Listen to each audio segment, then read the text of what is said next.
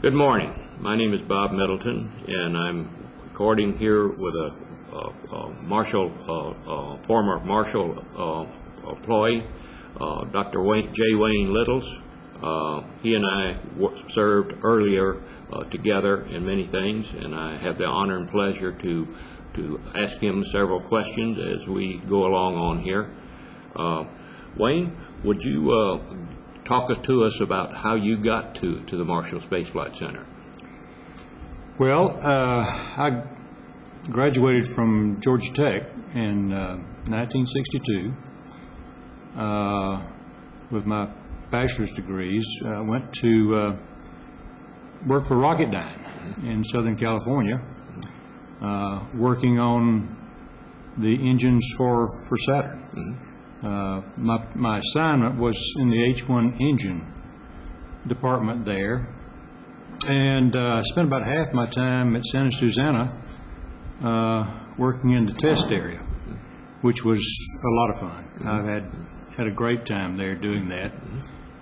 Even though I was working on the H-1 engine, we were doing some work in support of the F-1, which was then under development, along with the J-2, of course, which is the upper stage engine for Saturn. The F-1 engine, during the development process, had a lot of problem with combustion instability. And we were doing tests on the H-1, which was really a kind of a smaller version of the RP1 LOX F-1 engine, trying to support and learn a little bit about combustion instability so they could design more stable injectors. We were never able to drive the H-1 engine to instability. It was an extremely stable engine. We ran tests where we'd put small charges inserted into the injector and set them off during the test to try to drive it unstable, but we could never do it. The F-1, on the other hand, during that period of time, didn't have much in terms of stability, because they would design a new injector, and they had teams, by the way, teams of people who were designing several injectors in parallel. They would get one completed, build it, take it up, and put it in the engine, ignite it. That would be the end of that one. And I don't know how many injectors we went through, injector designs, but it was a significant number before they finally, really by trial and error, found an injector that was very stable. And after that, the program was very successful. But it was an interesting time, because there were, in those days, a lot of failures, a lot of failure investigations, and a lot of fun doing that, and the result was very good. But while I was at Rocketdyne, I went to school at University of Southern California and got my master's degree there. And after a period of time, about 2.5 years, I think, I came to Huntsville, went to work for Teledyne Brown. It was actually Brown Engineering at the time. That was before the Teledyne acquired them. I went to work for them in the research department, and I managed the heat transfer laboratory at Teledyne Brown for a while. And then in 1967, in May, I went to work for NASA finally. So 5 years after my undergraduate degree, I finally made it to NASA, and actually hired into NASA on a graduate co-op program, which was a really good deal in those days, because I was only there for about 4 months before I went to the University of Texas to work on my PhD, and actually finished that. Well, I finished my coursework there in a year and came back and did my dissertation on site at Marshall and finished it in '69. So those were kind of the early days of how I got there. It was spent 5 years in industry before arriving, but finally made it in 1967. I couldn't remember exactly when we first met there, but from that I know that probably it was in the late 60s there. It was probably in the 67, 68 time frame, Right. I'm sure, because I came back from Texas in the summer of 68, and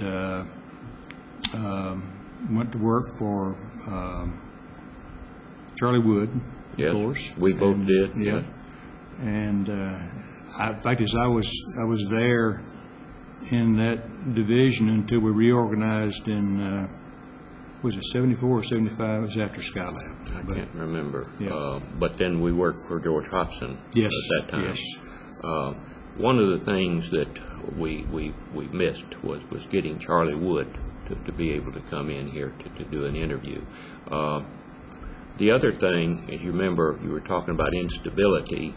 We had a pogo Yes. effect on the first stage. You know, I think on the first or the second launch. I think it was the second launch. They had some pogo problems, and Lynn Worland was the hero of that one. And we're going to bring him in because of that miracle fix that there was already a bell in the pre-valve that they could put helium in to solve the thing. One of the most unusual thing that the cure was already in there. Fortuitously. Unbelievably lucky. Yeah, right. I know that in Skylab you did an awful lot of the thermal work. Obviously, that we had a lot of problems. That was 24 hours a day, not 8 days a week. Yes, it was. Yes, Skylab was actually the first big program I worked on after coming to Marshall. Started actually during the early concept stages when this concept was still evolving. We had the first concept was what was a so-called wet workshop, where we were going to launch actually turn the stage into a habitable environment on orbit, and that evolved into the dry workshop, into the final configuration.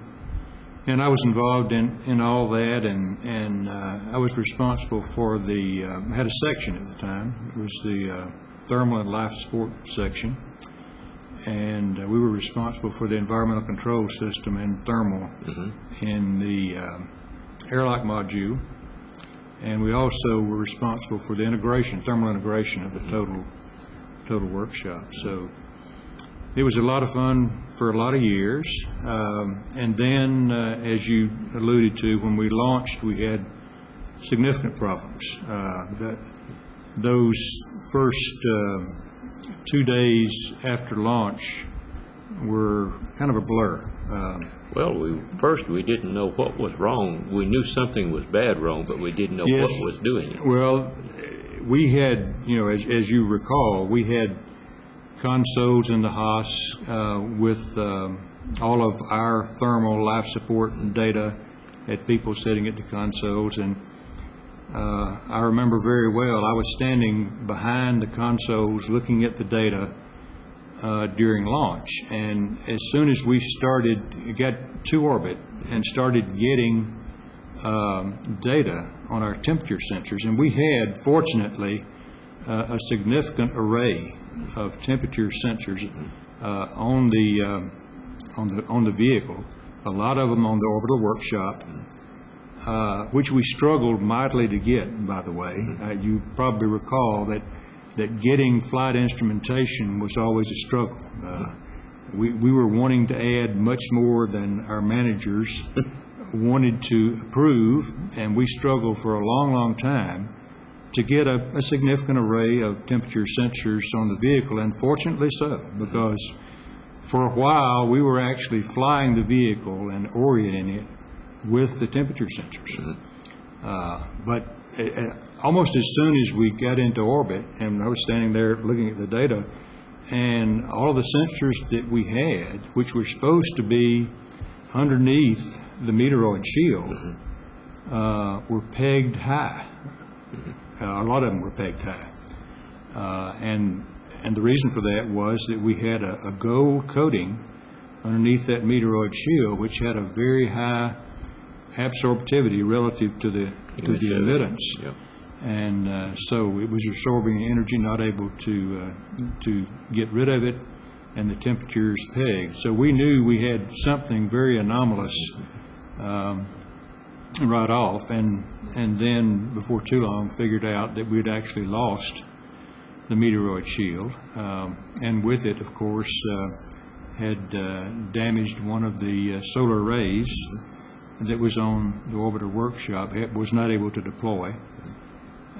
So we had a vehicle which, and also had some battery problems, by the way, at that same time. So we had a vehicle which was getting very hot because of the solar energy that was being absorbed and couldn't get rid of it.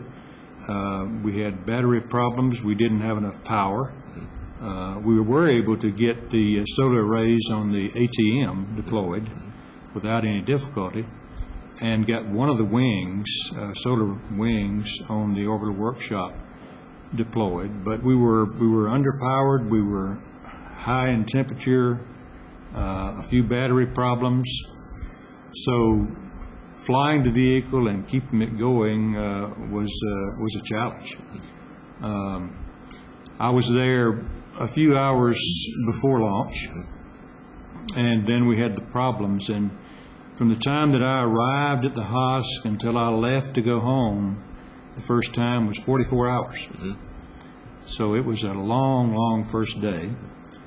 And that was one of those, failure is not an acceptable solution days. That's right. It was, failure was not acceptable. And the team, there were teams formed to go work everything, including putting a shield out to block the sun, teams off at Marshall and elsewhere, doing fantastic work, and were able to do some great things. In just a couple of weeks, had put a system together to use an airlock that already existed in the orbital workshop, to put a shield out to drop the temperature down. But it was a challenge for weeks. And then after we had finally gotten that stabilized, we had in the thermal world some additional problems. We had cooling loops that were in the airlock module that control the temperature in the total habitable volume. Actually, it provided coolant to radiators, which they rejected the heat, which was basically on the airlock module and the multiple docking adapter. And there were two coolant loops. Unfortunately, they were completely redundant, but they all had the same components, which was a lesson learned, because we had failures in both of those loops of the same control valve. And we couldn't, it wasn't a complete failure because it was controlling the flows, but it was controlling the temperatures much too low. So we had problems with concerns of freezing the water. It was a water coolant loop on the inside. We had problems of being concerned that we were going to freeze that water. And while that was going on, we were having to jockey the orientation around, using the thermal sensors again to tell where we were a lot of the time, to try to keep the inside cool, because we had food freezers that were in the orbital workshop right in there with that hot thermal environment, and we were concerned they were going to get too hot. So in the early days, before we got the thermal shield out, got the crew up there and got the thermal shield out, we were flying orientations that were off normal. The normal orientation was for the workshop to be perpendicular to the sun. But we were flying at various angles to trying to reduce the amount of energy that was hitting the workshop. the system didn't like that. I mean, that was not the way it was designed to fly. So our electrical people and our controls people, and we were all working together to try to compromise to keep everything going. And it was an interesting time. In fact, as a matter of fact, it was that way for a long time. George Hobson and I had the thermal environmental control team, and for all that period of time before the launch of the first crew, and during the first 28-day mission, he and I worked 16 hours on and 8 off, and we overlapped 8 hours. So it was an interesting time. Wayne, one of the interesting things that occurred to me in talking or hearing this part, we've had all of the Skylab astronauts sitting right here describing their things, and they never mentioned a word about that. There was not a word of complaint or anything. It was interesting that from your side and George Hobson's side, it was a horrible thing. But the astronauts have essentially just passed that off as another little thing and flown on. Well, they did, and the first crew that went up did fantastic work. I mean, get the shield out, went out and got the wing torn loose and got it deployed on the orbital workshop, solved some of our battery problems. So they did a fantastic job of recovery and getting that vehicle to the point where it could do what it was designed to do. And by and large, we completed more than the science that we had planned. It actually extended the last mission. So it turned out to be a very, very successful set of missions, but it started a little bit rough. Sure did. And we had a second Skylab sitting up that we wanted to do, but it got sidetracked there. I think, what's your comments relative to the fact if we could have run the Skylab more relative to the space station?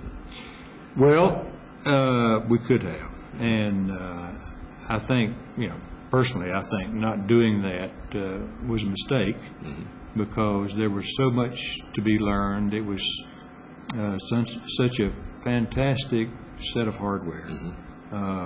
We had tremendous volume and capability inside that total assembly, and when we left for the last time, still had systems that were working very well. Now, there were some things that had degraded. We didn't have quite the capability that we thought we'd have had at that time, but we still had enough capability to continue to use it. As a matter of fact, when Skylab re-entered, which it did on its own with the orbital decaying, because we didn't have a system to bring it in. But when Skylab re-entered, we had set up a small control room in 4666 where we were monitoring the data. And when we brought it back up and turned things on, we still had an active thermal control system, and we thought we probably wouldn't have. That control system that was in the airlock module, and by the way, that was another little problem. We had leaks in both of those systems, and also had a refrigerant system in the workshop that had a little bit of a problem. It didn't have a leak, but it had a problem with the control valve. But we actually had to reservice one of the coolant loops in the airlock module, and the other one had a small leak in it, although we never did reservice it. But I expected when we brought everything back up that those systems would not be operational. But as a matter of fact, they were. And I was watching the data for the last pass when Skylab came over as it was coming in, and those coolant loops were still running. So it was a fantastic machine. I think we could have done a lot that would have supported the shuttle on orbit activities as well as space station. So unfortunately, we didn't get to do that, but it was a fantastic program. After the Skylab, I know that you and I went different paths there for a while, and I think you worked on the solid rocket booster up there. I know when the accident happened in 1986 or something like that, you did quite a lot of the analysis that went into that event. Yes, but right after Skylab was over, I actually went off and worked for a while on the Spacelab program. Mm-hmm. As you know, we were supporting Europeans in that, and I worked on that until I became deputy division chief. Mm-hmm. In what year, I can't remember right now. It must have been 79, something like that, or 80. And at that point in time, got involved with involved with the Shuttle Program. Mm-hmm. I had the engineering analysis division, and we did all the thermal and stress analysis for all the programs at Marshall. So we did a lot of work on the shuttle, on the booster, the SSME, and the external tank. Mm-hmm. So, yeah, we did a lot of the analysis that supported all those programs prior to the accident and during the investigation. As a matter of fact, by the time of Challenger, I had moved out of that division, and I was deputy associate director of engineering. I was George Hardy's deputy. Mm-hmm. At the time, so I had moved into that position by the time of Challenger. I can remember vividly the conversation that you had with the investigator team, and the fact that some of them thought you were the hero, the guy who was really telling the real story. Well, those were some stressful times. Mm-hmm. It was a tragic accident, and the investigation was stressful, of course. But one of the things that I was proud of was that just as soon as we had that accident, we had pre-designated teams to do any kind of failure investigation you might ever think of for the shuttle program. The teams were already set up, and the leaders designated and let me break in here. The picture isn't matching what you quoted. It doesn't. Okay. Right. That's why it takes it a long time to catch up. All right. We'll take this part out. Sorry. But we had the teams set up to do the investigations, and those teams were put into place and activated immediately, and we started the investigation. Of course, there was an outside group that was doing their own investigation, and we were doing a lot of the technical support for the overall investigation. And we had failure scenarios and fault trees and all those kind of things, and as the investigation matured, we took the results formally to the Rogers Commission and presented the results, and I presented results to them on 3 different occasions, I think it was. And you certainly did a heck of a good job. Well, thank you. It was an interesting time. It was, as I said, it was very, very stressful.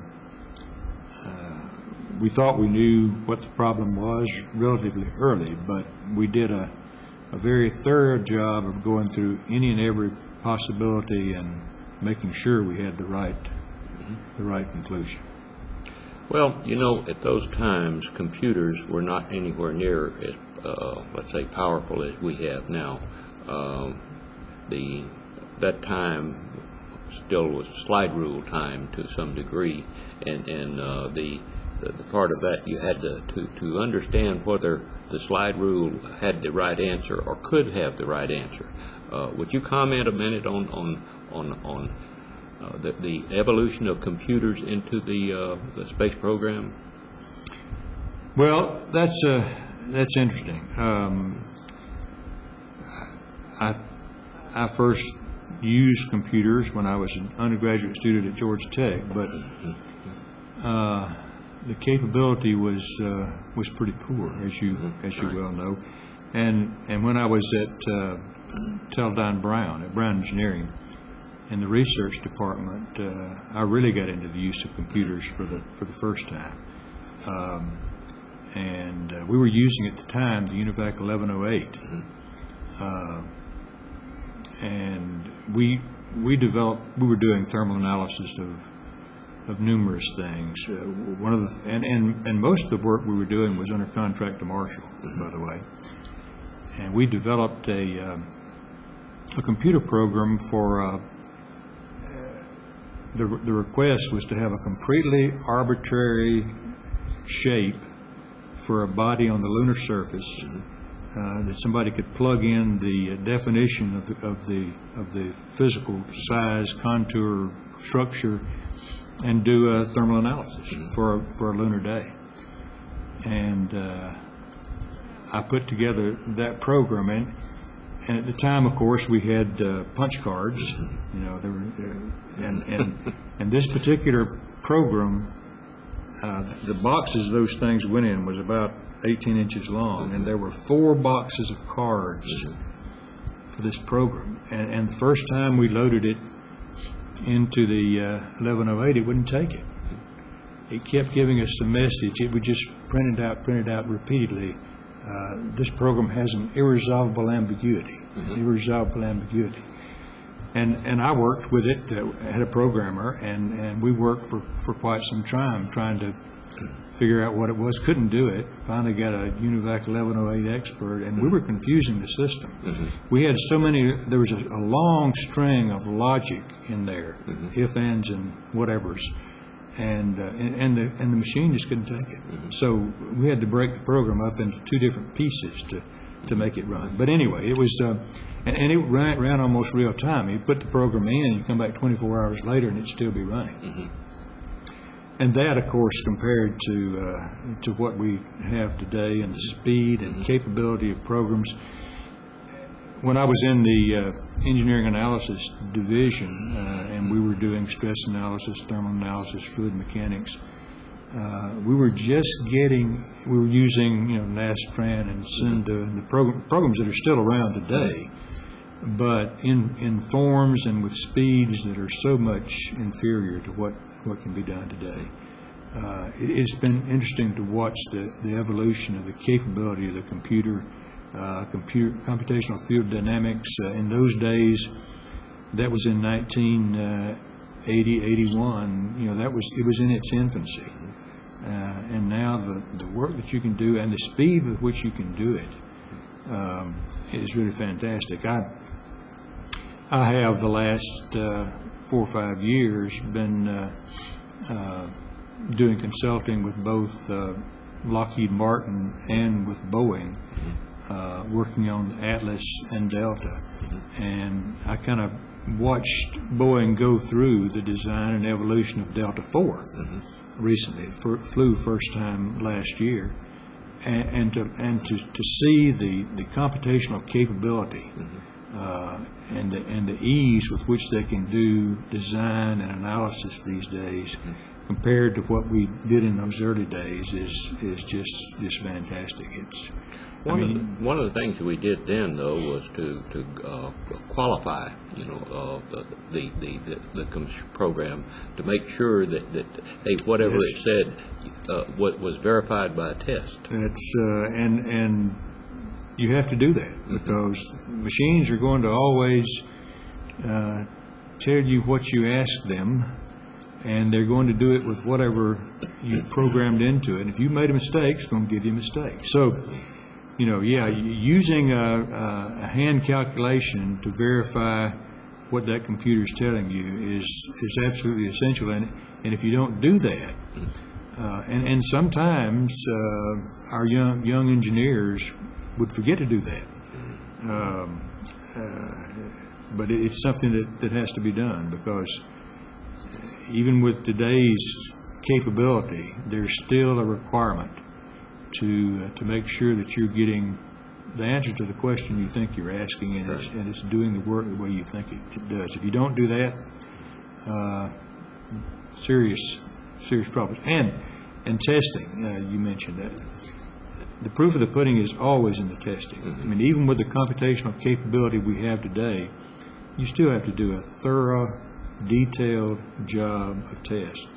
And by the way, that's one of the things that during the Challenger investigation, I thought we did a really good job of. We put together scale models of joints and all different kind of things, and did a lot of tests that gave us an understanding, a better understanding of that SRB joint than we'd ever had before. And doing tests, kind of tests that are modeled to verify what the computer is telling you, are absolutely essential. You can't run every test case you can analyze, but you have to run enough test cases to know that your analysis is correct. Well, I hope the other future NASA people are listening. Right. Has to be done. Right. You then moved in, and I remember that you went up and you were the center director at Marshall there, and I think you had another position in headquarters before you came there, did you not?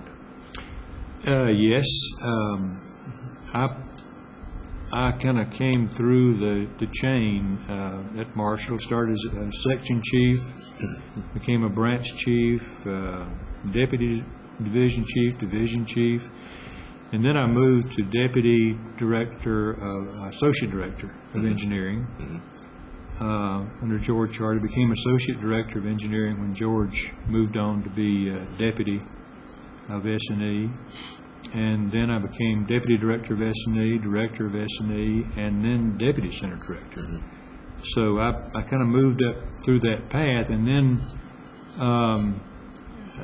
went to headquarters from the deputy center director job, went to headquarters to be NASA chief engineer, which was actually one of the more fun jobs that I ever had. It was really, really fantastic.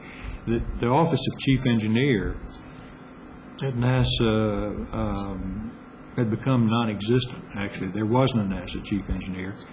And Dan Golden decided to recreate the office and staff it, and I went up there and formed the office and pulled a staff together and was having a lot of fun, and he decided he wanted me to be associate administrator of the Office of Spaceflight. So I moved into that job, and after a period of time there, he called me in one day and asked me if I'd like to go back to Marshall and be director. And it didn't take me long to pack my bags. And I came back to Marshall as director, and was glad to do it. I was always a NASA person, but I was a Marshall person first, I think.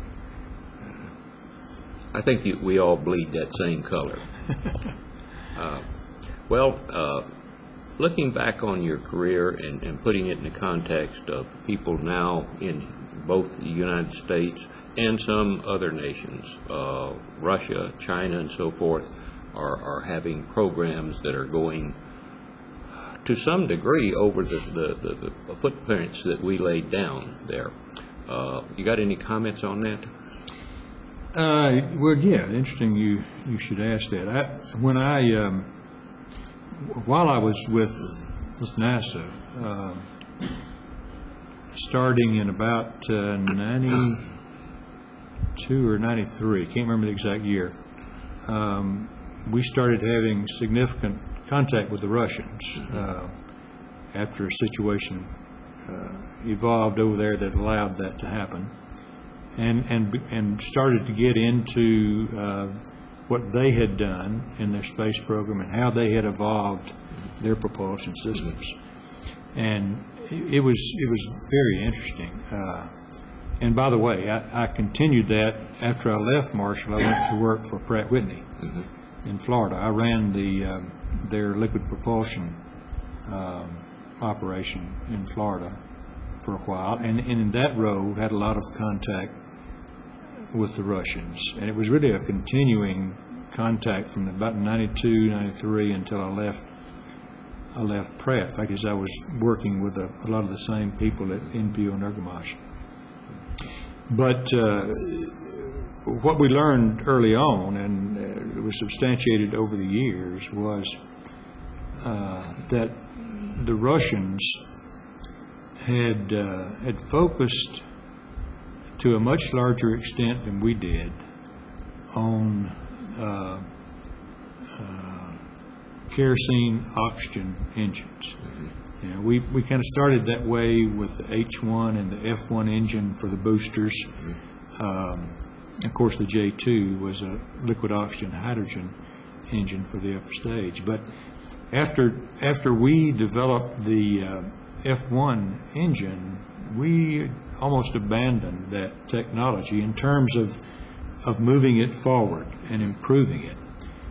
We didn't develop a liquid oxygen kerosene engine after the F1. The Russians did, and they had significantly improved that technology. When we were first going over there, they had the RD 170, 171, which was an F1 class, except a little better in terms of thrust. But it was a much more sophisticated engine. It was a much higher pressure engine. We had always, one of the reasons I think that we didn't move that technology forward was that we had the problems with combustion instability with the F1 engine. And we were a little bit afraid if we moved down that path that we were going to find that problem again. The Russians weren't daunted by that, and they solved those problems. They had a very, very high performance engine, and they have continued to evolve that technology. When I was with Pratt Whitney in Florida, one of the reasons I went down there, frankly, was Lockheed Martin was funding the development of what was called the RD-180 engine with NPO Energomash. And the RD-180 engine is basically a half-scale RD-170 and has about half the thrust. And I went down there to help with the development of that engine, and the plan was to bring that engine to the United States and put it into production. And with the goal of using that engine in the Atlas V, Lockheed Martin Atlas V booster vehicle. And it is used. Lockheed Martin is using that engine. It was designed by our NPO Energomash, funded by Lockheed Martin. Pratt Whitney had the technical responsibility for it, working with the Russians. And it was designed and developed and is now flying in the Atlas V. Another interesting thing about the Russians was that we in this country developed a handful of engines. I mean, you can just about count them. You can count them on your fingers. When I first went to NPO Energomash, they have an exhibit room, and they have models of the engines that they have, and sometimes full-scale engines that they have developed over the years.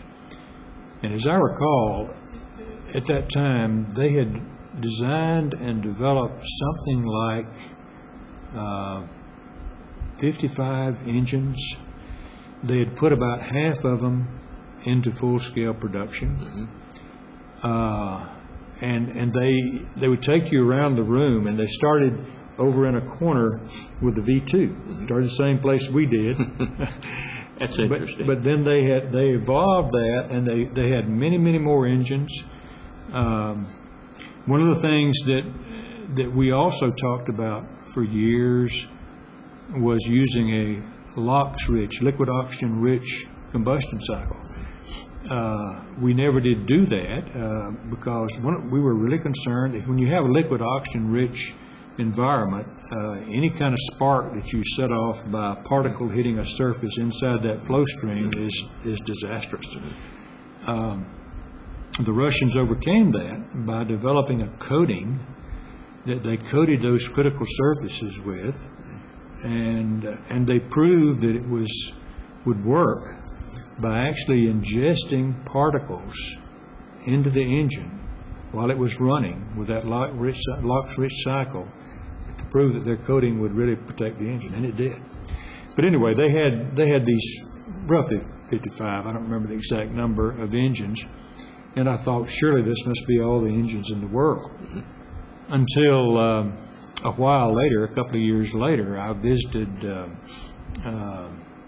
Voronezh, CADB at Voronezh, and here was another room like the one I'd seen at NPO Energomash, and they actually had designed and developed more engines than NPO Energomash and put a significant number of them in production. So we did very quality work here, but the Russians did a lot larger quantity, and also had some excellent results.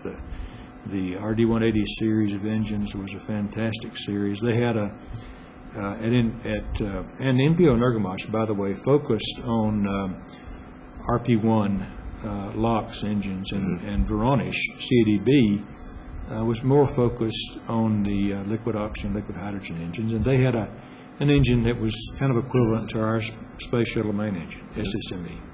And that's where we had gone with our technology. We didn't move forward the RP1 LOX, but we did focus on the liquid oxygen, liquid hydrogen, developed the SSME, which is a fantastic engine, of course, powering the shuttle.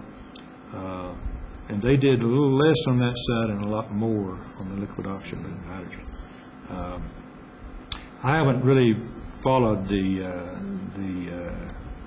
Chinese. I don't know what. That was my next question. I haven't had an opportunity to really get into that. You have not? Have you been to China? No, I have not. I've missed that, but I haven't done that. Well, they certainly seem to be a progressing nation. They are, and they seem to be doing a fantastic job. They're moving along with their program with leaps and bounds. Yeah, they really are.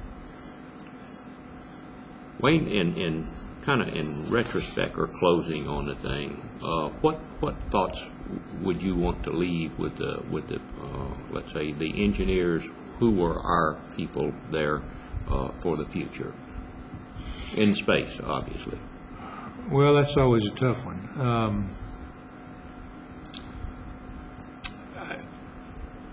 I think we've kind of covered it in talking about computer technology and testing and those kind of things. You have to stay with the fundamentals. I mean, capability to do analysis, to do design improves, but the fundamentals don't change.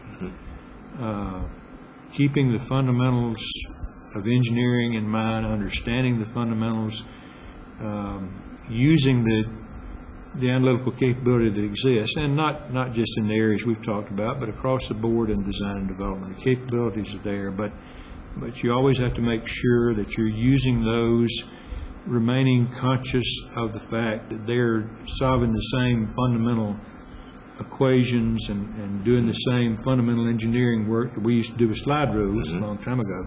So you have to make sure that they're doing what you want them to do. A continued emphasis on testing. I heard someone say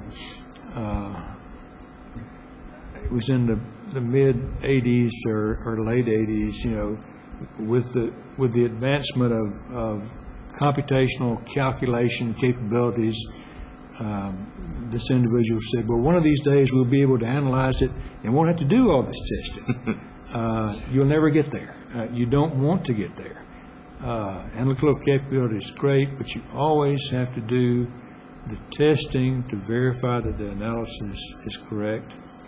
A phrase that has evolved in the commercial industry with Boeing people and with Lockheed Martin as well is test as you fly. Make sure that you're running tests that as closely as you can simulate the environments and what the hardware is going to be exposed to during flight. It's something that has to be done. You can't stress enough the fact that you have to do the testing to verify the analysis, and don't forget that. And that plus keeping a firm grasp of the fundamentals. Make sure you don't just, it's easy to pick up a computer these days and start plugging in numbers. That's right. But you got to make sure you understand the fundamentals, and it's the same fundamental equations that we've been trying to solve all these years that are still being solved by these computers. And you got to make sure you maintain an understanding of the link between that fundamental equation and what this output is. Well, we used to run the test, and then we would check the program to see if it would give the same answer as the test did. I've been there and done that. Right. I think that's a very important thing for all the students here at UAH who are using a lot of computers without having too much of the test experience here. Well, tests are expensive. Yeah. And tests are difficult to do, but failure is even more expensive. Failure is more expensive, and I have seen programs struggle with in recent years. Struggle with, do I really need to go do that test? We have, yes. And the answer is usually yes. You need to go do that test. It's just essential. The only other thing I would put on the market, and you touched briefly on it, the China. China is an emerging thing now, kind of like Russia was when we were doing it, and we were very competitive with that. What's your obviously all of the equations in the computer analysis, still holds that you've said. If it would seem like that first the Russians, were very communistic. They were the communistic country, and we became partners with them. It would seem to me that it might be advantageous to look into the China situation for that. Well, probably would be worthwhile to look into it. You have to be very, very careful, though, not to transfer technology and capability in that regard, I think, and you just have to be careful with that. Well, legally you must. Yeah, I think there would probably be advantages to working with the Chinese. We've worked with the Japanese. We continue to work with the Russians. A lot of the things that we would like to do in space, no doubt, could be done better and easier with joint international programs. I think the International Space Station, the work we've done with the Russians, has been well worthwhile. Excellent. And I think as we look forward to the future, trying to go to Mars, if we could really have a truly good international program there, I think it would be beneficial.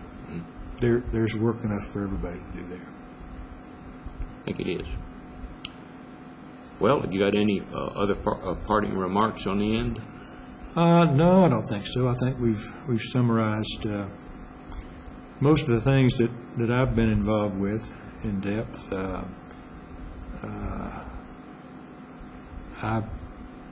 was involved with a lot of programs and activities over the years at Marshall. Of course, Shuttle consumed a lot of our time. I was involved with the first shuttle launch, and today, as we were talking earlier, is the 25th anniversary of the first shuttle launch. And I was involved with that, and every launch except one until I retired. And that one, I was away at school and didn't participate in that one. But that first launch was an exciting one. We had a lot of things that we worked on right up to launch. One of the interesting ones that I got involved with was when we first tanked the external tank at the Cape. We had a problem with the insulation debonding, and it was really a struggle to figure that one out. We finally determined that it was a problem with an incompatibility between strain of the various between there were two pieces of insulation. There was the foam, of course, on the outside, and underneath that we had it was called a sprayable lightweight ablator. We called it SLA, and then that was bonded to the tank. And there was an incompatibility between the load carrying capability of the bond between the SLA and the metal, and what they were doing in those first time they tanked it, first 2 or 3 times they tanked it, it was tanked with very low pressure, and then after you had the liquid in the tank, you pressurize it, and that would create a stress that would actually break the bond between the SLA and the tank. And I was able to show analytically how that happened, and came up with a solution for it, which was actually to put pressure in the tank before you loaded it. And that slowed the loading process down a little bit, but it created strains which were compatible with the capability of the bond. And that's the way we solved that problem before the first flight. But it was always, the shuttle program was always interesting. There was always something going on, and it was an experience all the way. I worked on it as an engineer in propulsion and vehicle engineering laboratory all the way to associate administrator. So I saw it from stem to stern. You sure did. And I must say that you did an excellent job, and we're very proud of you here in Huntsville. Well, thank you very much. Appreciate that.